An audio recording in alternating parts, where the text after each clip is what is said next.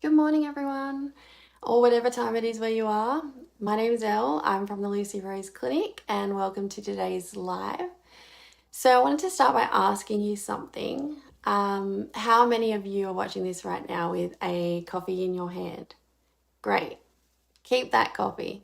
But I want to talk to you about something in relation to that, about your routine and what it might be doing to your thyroid.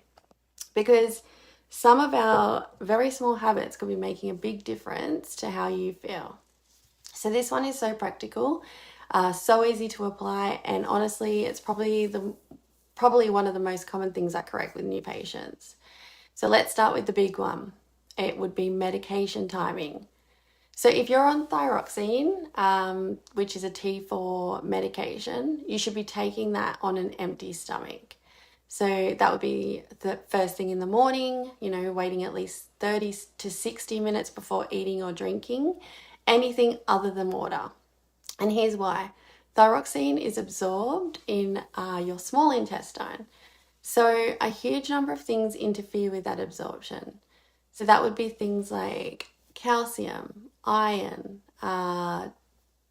supplements, fiber, dairy, even coffee, even black coffee. It changes the pH of your gut and it stimulates bowel motility, which will speed your medication through before it's even absorbed. Studies can show that coffee can actually reduce thyroxine absorption by up to 30%. 30% is massive.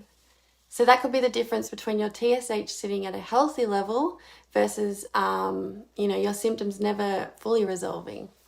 So if you're on thyroxine and you're drinking coffee with an hour of taking this one, it's something you probably should change.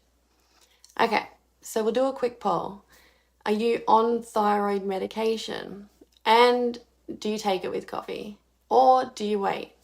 Drop a comment. I genuinely want to know because this is so common and it may help others. All right, let's talk about cortisol, your morning stress hormone. So cortisol naturally peaks within the first 30 to 45 minutes of waking. This is normal and healthy. It's called the cortisol awakening response, and it's what gets you out of bed. But here's where it gets interesting for thyroid patients. Cortisol and thyroid hormones are in a constant relationship. So you actually need some cortisol for thyroid hormones to work, to get T3 into your cells. So if your cortisol peak is too high because you're chronically stressed, you're not sleeping well, or your ongoing fight or flight pattern, that elevated cortisol blocks thyroid hormones from working at the cellular level. Okay? And caffeine can, our beloved coffee directly stimulates cortisol production. So if you're already cortisol dominant, starting your day with coffee before food and adding fuel to that fire is not ideal. And this is why we often recommend eating within, an hour of waking. Even something small to help stabilize blood sugar and buffer the cortisol spike before you reach for the caffeine.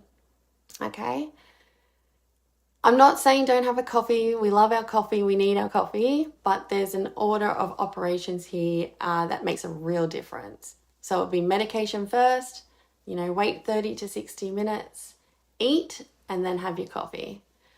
Okay? Your morning routine checklist for thyroid health.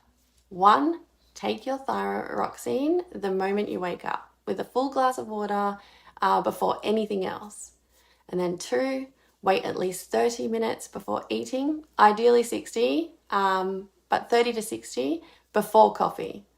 So 3, eat a protein-based breakfast within the first hour. This is one of the best things you can do for cortisol and blood sugar stability. And then 4, if you take iron or calcium supplements, take them at a completely different time of the day to your thyroid medication. Probably a minimum of 4 hours apart. These aren't dramatic changes, but they do compound. Patients often come back after 4 weeks of adjusting this routine and say they feel measurably better. They'll have more energy, clearer head, and nothing else changed, just the timing. So if you want to go deeper on our thyroid health beyond just the morning routine, please come and see us at the Lucy Rose Clinic, which is the lucyroseclinic.com.au. We'll look at the full picture, you know, your hormones, nutrients, lifestyle, and symptoms all together. The link is in the comments, so please share this one because I genuinely think it's going to help someone today. I really appreciate you guys being here, and I will see you next week for the next topic.